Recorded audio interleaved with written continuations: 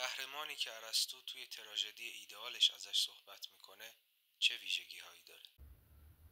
در قسمت 1 گفتم ارسطو میگه که قهرمان باید در کل شخصیت خوبی باشه، ولی مسئله اینه که نه کاملا سفید مطلق. چون زمین خوردن شخصیت سفید حتی اگه برای ما ترس به همراه داشته باشه، ولی شفقت یا همزادپنداری به همراه نداره. توی زندگی واقعی آدما سفید و سیاه نیستن، خاکستری هن. به همین دلیل ما شخصیت کاملا سفید رو باور نمی کنیم. پس لوح شخصیت قهرمان باید یه صفحه سفید باشه با چند تا لکه سیاه.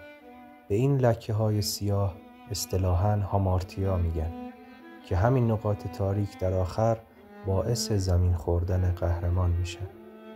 در مورد هامارتیا خیلی بحث شده و ما دقیقاً نمیدونیم منظور ارسطو چه نوع خطا یا نقصی هست.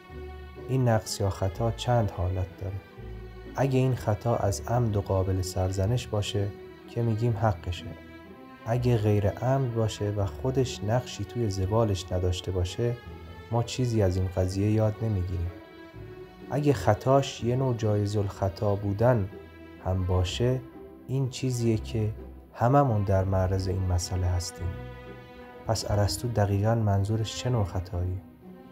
به نظر میرسه بهترین قرائت رو هگل به دست داده که میگه هامارتیا در واقع خارج شدن از حد وسط فضیلت هست، یعنی افراط در جانبگیری که با فلسفه اخلاق ارسطو هم جور در میاد.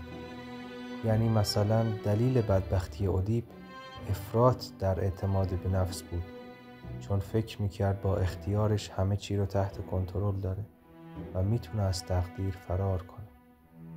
اما در عوض تقدیر درس سختی بهش داد.